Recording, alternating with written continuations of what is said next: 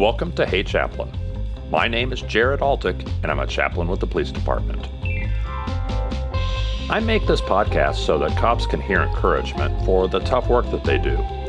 It's my mission to bring encouragement and wisdom to police officers all around the world. And on this podcast, you'll hear from detectives and dispatchers, U.S. Marshals and county sheriffs, and the occasional lawyer-turned-mafia historian. From the LAPD to Scotland Yard, the guests on Hey Chaplain are giving you the wisdom gleaned from their experiences so that you don't have to do everything the hard way. Today, we're going to take a brief look at the 1933 Kansas City Massacre at Union Station. There is so much to learn by studying criminals and law enforcement from over 90 years ago, and this particular story is a doozy. It touches on half a dozen cities and towns in as many states, involving a couple dozen people, some with personal or criminal connections, and some with no connection at all, who conspire together to commit a crime resulting in a bloody shootout that fundamentally shapes the modern FBI. Our expert today is lawyer and Mafia documentarian Terence O'Malley, who has written books and made documentaries about crime in the 1930s and beyond. Now, we had a wide-ranging conversation, and I had to cut so much of it out, just for fear of information overload, because every single character in this story represents a rabbit trail that you can go down, and each of those could be their own podcast. In fact, let me recommend the Gangland Wire podcast by my other lawyer-turned-mafia historian friend, Gary Jenkins. But today, we're going to sit at the feet of Mr. O'Malley as he unpacks the complicated timeline that led to mafia hitmen and bank robbers killing cops and federal agents in 1933 Kansas City. Here's Terence O'Malley. Hello, Terence. How are you today? I'm fine, Jared. How are you? I'm doing great. I'm so glad to get to talk about this story with you. Can you tell me, how did you get interested in mafia history and crime in the 1930s? How did you get interested in this? Well, it really stemmed from my great-great aunt, who is Nellie Don, and she was kidnapped in 1931 and held ransom, and she was rescued by the Mafia. So as I was doing research on Nellie Don, I always knew that she had been kidnapped, but I didn't realize that Johnny Lazia and his gang had saved her from the kidnappers, the people that kidnapped her. So in the Nellie Don story, the Mafia are the good guys. Oh, wow. But what occurred to me was, while I was doing my research, and this was in the early 2000s, that there had never, been a good written treatment of the Mafia in Kansas City, and there certainly had not been any film treatment of the Mafia in Kansas City. So I immediately set about researching Black Hand Strawman, the history of organized crime in Kansas City, and that is both the name of my, feature-length documentary film, and also a book, which is unlike any other book about the Mafia, because it's a graphical depiction of the mob, and it spans from 1910 to 1986. And Black Hand is the early extortionary period of Sicilian upon Sicilian crime, and then the Strawman is the FBI code name that they gave to the skimming of the casinos in Las Vegas in the 70s and early 80s. And so it was while I was doing that research, I wasn't really sure that I was going to include the Union Station Massacre in either of my works, my film or my book, until I came to find out that the solution to the Union Station Massacre was directly linked to organized crime in Kansas City, and then come to find out that the Lazia gang was intimately involved in the Union Station Massacre. Wow. So that's kind of how my interest in it developed. No, that's fantastic. So set the stage for me. I need a run-up to the Kansas City Massacre at Union Station. So Sure. Who was Frank Nash, and what was going on with him and his associates? Well, Frank Nash is a fascinating criminal character because he made the transcendence from robbing trains on horseback to robbing banks in cars with Thompson machine guns. Wow. And he was named Frank Jelly Nash, and the jelly comes from the fact that he was pretty good with explosives, and he knew how to use nitroglycerin to blow up vaults at banks. And he was serving time at the federal penitentiary in Leavenworth because he had robbed a U.S. mail train. And on October 19th, 1930, he escaped from Leavenworth prison. Now, I should say that he was a trustee at that time, and a trustee is a person to whom trust is given. And he was actually working in the assistant warden's house in the kitchen when he simply just walked off the job. He took the complete works of Shakespeare, and he stole that from the library, and then he walked off the job. And so he was then a fugitive. Okay, and he had been in trouble with the law. In fact, I did a little bit of research all his on life. He had been arrested for serious crimes and then pardoned. Oh, yeah, murder. Yeah. He'd been arrested for murder. He and another guy in Oklahoma, he was from Oklahoma, they were sent up to prison on homicide charges. Yep. That's where he met this guy named Duffy Farmer, who comes into play in the Union Station Massacre. I tell people all the time, the Union Station Massacre story, it has so many different characters that are involved with it. I mean, literally, there's probably at least 20 people that are involved with the thing. Yeah. So it's not a narrative that easily lends itself to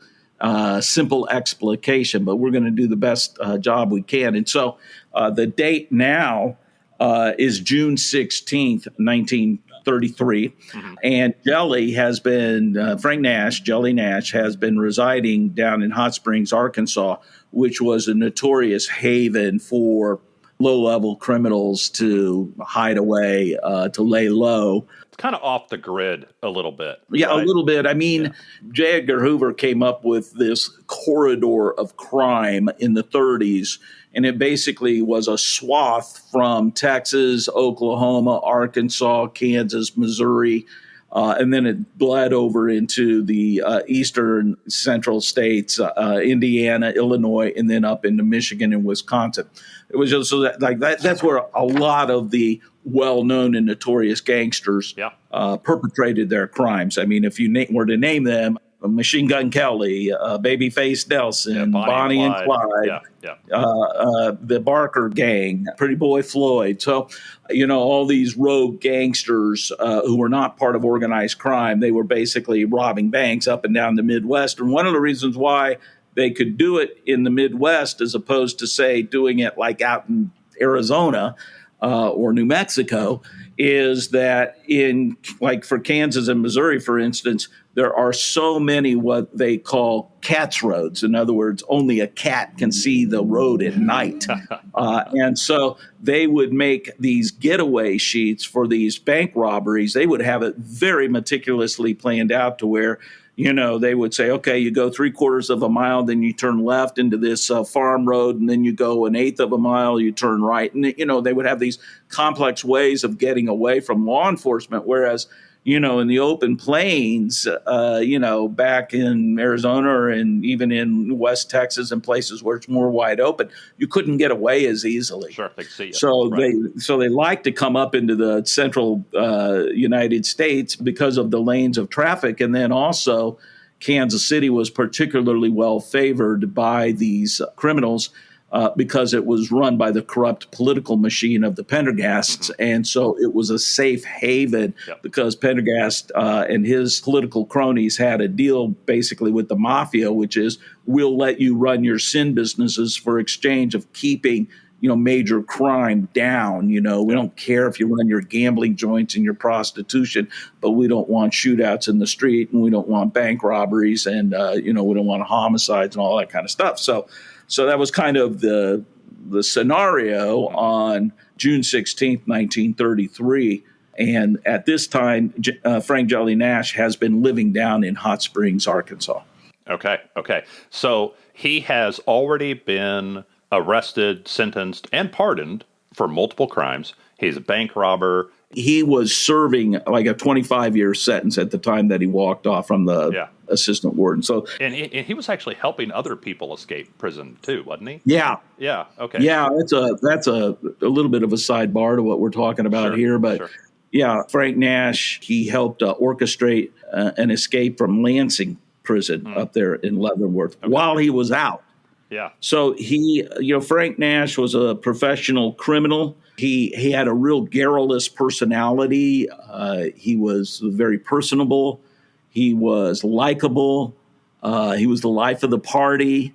He was a fun guy to hang out with. And so he was popular among everybody. Everybody, yeah, Frank's a nice guy. He knows how to go along and get along. But he's at his inner core, he's just been a thief for all his life, and he doesn't ever plan on holding a job. That's just not going to happen. And so he's going to have to perpetrate, crime. And so he's living with his girlfriend down there in Hot Springs when 2 federal agents and a sheriff from Oklahoma, who was brought along to identify him, arrest him at it's called the White Front Cigar Store. And Nash was wearing a wig and sporting a mustache, but that's why they brought along Otto Reed, who was the police chief from McAlester, Oklahoma, which was like right around where Frank was from in Oklahoma. So they nabbed him. Right. And it was quite a commotion because the sheriff down there in Hot Springs was corrupt. The FBI guys had to get him out of town before they could set up a roadblock to block the road to protect them from taking, spiriting, Frank Nash away. The guy who owned the White Front Cigar Store was named Richard Gladys. And so he chartered a monoplane to take Frank's putative wife, and I say putative because Frank was a bigamist, and her name was Frances Nash, and she had a daughter named Danella. And so this guy named Richard Gladys, who had befriended Frank Nash and who owned the White Front Cigar Store, chartered a flight from Hot Springs up to Joplin, Missouri, because that's where they were supposed to be taking Frank through, because they thought they were going to drive all the way from Hot Springs to Joplin, Missouri, up to Kansas City. Well, the federal agents changed their minds and decided that they would hop a train in Fort Smith and take the train up to Kansas City. Okay. Now, at this time in Missouri, you have Pretty Boy Floyd, who is the subject of a massive manhunt in Missouri because a state trooper has just recently been killed. Yeah. And they think that Pretty Boy Floyd did that. Okay. Now, on the morning of June 16th, Pretty Boy Floyd and his alcoholic sidekick, Adam Ricchetti, some people pronounce it Ricchetti, they were in the Bitzer car dealership down in Bolivar, Missouri, and they were having their car worked on because Ricchetti's brother worked there at the car dealership. And so they were having their car worked on when in strolled Sheriff Jack Killingsworth of Bolivar, Missouri. He just went in for a cup of coffee and to shoot the breeze, in the morning. And Adam Ricchetti, being in a semi-intoxicated state, he freaked out and he pulled a gun out and said, "That's the law." Well, next thing you know, Pretty Boy Floyd's there and he pulls a machine gun out. So now they're holding guns on the sheriff. Right. And so they kidnapped the sheriff. And they commandeer like the best car there at the dealership, and they start making their way up to Kansas City along the Cat Road. At this point, does Floyd already know about Nash's arrest? No. They didn't know each other from Adam. They knew nothing about each other. Really? They probably, Nash may have heard of Pretty Boy Floyd because of his notoriety. Right. But nobody knew who Frank Nash was. Really. I mean, he was a low-level, run-of-the-mill criminal, basically. He wasn't any celebrated gangster or anything like that. I mean, he had his those close associates that he had robbed banks with and perpetrated crimes, but these people tend not to talk about what they're doing. Right. I mean, more people know what you're doing, the more likely you're going to get caught. So they don't have like this huge wide swath of, associates like in organized crime. Right. The FBI is taking Nash up to Kansas City by train. Right. The Pretty Boy Floyd and his associates are traveling by car, by a series of stolen cars to Kansas City. Right. And along the way, they're holding Jack Killingsworth, the sheriff of Bolivar. Yeah, they got a sheriff hostage, at least part of the way. They got a sheriff hostage, which is not the brightest thing in the world. And then also they commandeer a businessman's car, and they take him hostage as well. Oh, I didn't know about that one. Yeah. Yeah, so they're on this collision course for Kansas City. How did these two groups, the FBI is on their way to Kansas City, and ultimately on the way back to the penitentiary in Leavenworth, right? Right. Okay. Definitely, they're taking him back to Leavenworth. So they're on their way through Kansas City to Leavenworth by train. And so the big train station in Kansas City is Union Station. It's big, tall, one of the big, great American train stations. Huge, 80-foot ceilings and that kind of thing. So they're going to go through there. But Pretty Boy Floyd and his associates are also coming through Kansas City. How do the two interact? How does Floyd get the idea that he's going to rescue Nash? Pretty Boy Floyd and Adam Ricchetti, they make their way up into the Kansas City West Bottoms, which at that time was the industrial center, heavy industry center of Kansas City. And they got dropped off at I think 12th and Hickory Street. And they made a phone call, and a car came around for them about 15 or 20 minutes later and picked them up. And so Adam Ricchetti and Pretty Boy Floyd were given safe harbor in Kansas City. Okay. And they were given the safe harbor by Dominic Benaggio is his name. And he owned the Sexton Hotel. And he ran a horror house out of it, and it was a speakeasy, and it, just all these, it was a criminal outfit. Okay. His younger brother was Charles Benaggio, who would later become infamous due to not only the fact that he was a bona fide mafioso, but he also was the victim of an assassination, which basically gave rise to the Kefauver Committee hearings here in Kansas City and around the country. Okay. So, but this is the brother of, and these guys are no shrinking violets. I mean, Dominic Benaggio was arrested for shotgunning a guy to death in his own bar. Okay. So, these guys been around the block a couple of times. Charlie Benaggio was probably on site when Pretty Boy Floyd had a shootout on Independence Avenue. Okay. Pretty Boy Floyd killed a federal agent, a prohibition agent. That was some time before. He always comes back to Kansas City, though. Yeah. It's this weird attraction that he's got to Kansas City. But if you're running from the law, you might feel safe in a large, corrupt city. In Kansas City. Right. It's a big enough city to get lost, and it's also got formal protection by corrupt politicians. So, no, it's a good city. So Adam Ricchetti and Pretty Boy Floyd get picked up in the West Bottoms by Dominic Benaggio, or one of his people, and word reaches Johnny Lazia, who is the head of the mob in Kansas City at this time, who's the big boss, who definitely is the number one guy in Kansas City. And he's holding court down at the Harvey restaurant at Union Station. Lazia gets a phone call from Dominic Benaggio saying, "Hey, Pretty Boy Floyd is in town, and I'm taking care of him. He's under my control." Lazia goes, "Okay, fine. Thanks for letting me know, or at least this is what we think happened." Right. Then Galatis, who had chartered that flight to Joplin with Frank Nash's putative wife, Frances Nash, and her daughter, well, they came to find out that the lawmen were not driving through Joplin. Yeah. But instead, we're going to be on the train to Kansas City. And they were meeting a guy named Duffy Farmer. They were staying at Duffy Farmer. That's who Frank Nash had served time with in Oklahoma. You can see how this story gets so crazy. Yeah. Well, Duffy Farmer and his wife gave safe harbor to Frances Nash and to her daughter and to this Richard Galatis.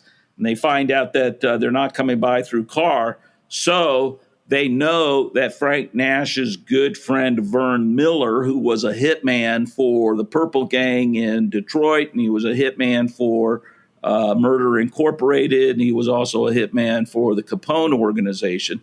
And he and Frank were really good friends. They hit it off, which is really interesting because this guy, Vern Miller, who was living under an alias in Kansas City, Missouri, he was not like Frank Nash. He was not garrulous. He was reticent. He was really conservative. He didn't like people cussing around women. He was uptight, kind of, standoffish.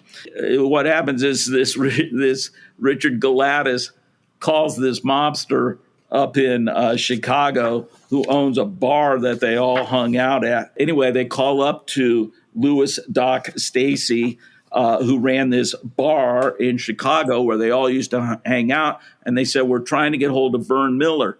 So Doc Stacy contacts Vern Miller, who he gets hold of his girlfriend. And they're trying to get a hold of Miller, the hitman, to try to rescue Nash? Yes, because Miller is a really good friends with Frank. Okay. And so Doc Stacy gets hold of Vivian Matthias, who then gets hold of Vern Miller, who's out on a golf course. And so Vern Miller, he says, okay, I'll take care of it. So this is the connection you got. He gets nabbed in Hot Springs, Arkansas.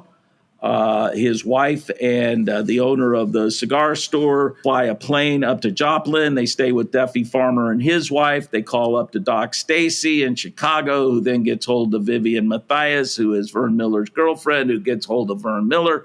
And Vern Miller goes down to Union Station to visit Johnny Lazia. He goes and he finds Johnny Lazia at the Harvey restaurant in Union Station. Mm-hmm. And he explains to Lazia, he says, hey, I need some men and I need some guns because I want to liberate my friend Frank Nash, who they're going to be bringing in through the train tomorrow morning. This is a plausible plan because FBI agents were relatively soft targets, at least some of them. They were, and it's not really the FBI at this time. Okay. I mean, that's one of the important things that comes out of this event is that it really gave birth to the modern FBI. And I don't care what they say about Killers of the Flower Moon or whatever it is. Right. FBI agents always had jurisdiction over Indian affairs on reservations. Bureau agents did. And then also they had jurisdiction over federal escaped convicts. Okay. So they're and also prohibition enforcement. But their jurisdiction was very limited. And so what happened was you had about 12 pieces of legislation emanate from the Union Station within a year of the Union Station Massacre. It basically gave J. Edgar Hoover the excuse that he needed to get a bunch of laws passed. And that really is what gave birth to the modern FBI. And it became an official bureau at that time. Johnny Lazia gets approached by Vern Miller, who's all in a frizzy over the fact that he's got to rescue this guy coming through tomorrow morning. He needs men and he needs gun. And Lazia says, no, I'm not going to give you any of my men, but Pretty Boy Floyd just got in town. How would you like to use him? Okay. Vern Miller said, fine. So Lazia had his men, Sammy the Hog, and maybe a Gargata or a Carollo. So that's what happened is Vern Miller went down to see Johnny Lazia at the Harvey restaurant, implored him to give him men and guns to help release Frank Nash. Lazia declines, but he says, hey, I'll hook you up with Pretty Boy Floyd. So that's how the nexus was made. Vern Miller did not know Pretty Boy Floyd or Adam Ricchetti and they never had anything to do with each other. How much time did they have? The Kansas City Mafia gives Pretty Boy Floyd to Miller, the hitman. They're going to rescue Nash. How much time do they have before the train arrives? Oh, they had all evening. Okay. The train arrived at like 7:15 in the morning. Okay. And there's multiple witnesses who, like, they saw, Ricchetti and Pretty Boy Floyd hanging around Union Station. They saw that. Okay. Otto Reed, the sheriff from McAlester, Oklahoma, he had a specially designed shotgun or altered shotgun where every time you engaged a shell, it shot. Oh, wow. Boom, boom, Yeah. boom, right? He and another federal agent named Joe Lackey, they ended up picking up the wrong guns, each other's guns. Oh, my. Okay, when they got off the train. Okay. So Lackey ended up picking up Sheriff Reed's shotgun. Which will go off as soon as you rack a shell. Right, exactly right. Frank Nash had his hands manacled, and they had like a handkerchief over his hands so that you couldn't see the handcuffs. And I think it was just so as not to, scare attention. people as they walk through. But I mean, they had this like wedge going through the terminal. You had the three arresting officers, Frank Smith, Otto Reed, and the other one was Joe Lackey. Then they met up with four more lawmen here in Kansas City that morning. Okay. So the three guys on the train met four more lawmen. Those were Kansas City police officer Herman Red Grooms, federal agent Raymond F. Caffrey, Lieutenant Frank Hermanson of the Kansas City Police Department, and then there was another guy named Reed Vetterly, who was of the Bureau. They escort Frank Nash with his hands covered out to Agent Caffrey's automobile. Agent Caffrey hadn't been here in Kansas City that long. I think he'd only been here for a matter of months from the FBI office, right? And as is Reed Vetterly. They go out to the automobile of Agent Caffrey, and it was a two-door. So the first person to get in is Joe Lackey, and he gets into the far back left seat, behind the driver. Then Frank Nash starts to get in, and he starts getting into the back, and Lackey says, no, you sit up front so we can keep our eyes on you, just like we did coming out of Hot Springs. So that's the way they had it set up. Frank Nash was in the front passenger seat, but he had scooted over almost to where he was sitting in the driver's seat because they had to push the front seat up so that other people could get in the back of the car. So Frank Smith gets into the middle of the back seat, and Otto Reed gets in behind the passenger in the back seat of the car. And then outside the car, you still have Reed Vetterly, Officer Herman Red Grooms, Raymond Caffrey, and Frank Hermanson. So you still had four cops that were outside, okay? So by this time, you got three agents, there were three that are in the back seat, and you got Frank Nash in the front seat, when all of a sudden they are descended upon by Pretty Boy Floyd, Vern Miller, and Adam Ricchetti. And what is written is that the bad guys, closed in on them and said, up, put them up, with their guns. Well, Lackey is in the back seat, and he can see that they're being descended upon by, the criminals. So he pulls up Otto Reed's gun. Modified shotgun, yeah. And he engages a shell, and it goes off, and it blows Frank Nash's head off, and a pellet that Otto Reed used to load his own guns hit the side temple of Agent Caffrey. Just one little piece of homemade buckshot, and it was enough to enter into his skull, and it killed him. And it's probably likely that Lackey still had not figured out what was going on with the gun because he engaged it again. And so it went off again. And they think, and it's probably true, that one of the officers standing outside was probably killed again by friendly fire. Oh, wow. So you probably have at least two cops that were killed by friendly fire. But of course, once the shooting starts. Once the shooting started, then, the bad guys, they got Thompson machine guns. They just, they just start shooting like crazy. And Adam Ricchetti had a pistol, and he's shooting like crazy.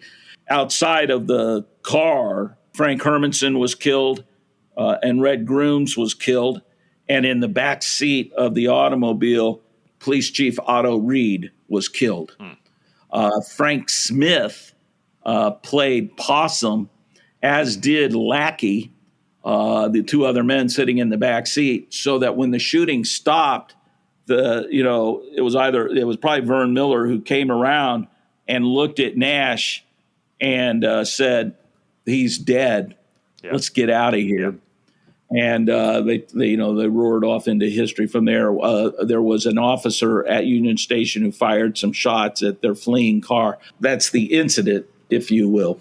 Let me move, because I know there's a lot more to the story as far as the capture of Pretty Boy Floyd, or the attempted capture, and the end of all these other individuals. But I'm going to leave that out there for people to pursue on their own, to look up your resources and such. But the takeaway is, what changed for the FBI? Hoover was able to use this incident along with several other incidents, and then, of course, just crying about all of these rogue gangsters that are out there. I mean, you still got Bonnie and Clyde running around, and you got Babyface Nelson and of course, Pretty Boy Floyd and John Dillinger, and, all these rogue gangsters running around, and the FBI's jurisdiction was limited. So basically what it did was it really made the FBI a true police force. Yeah.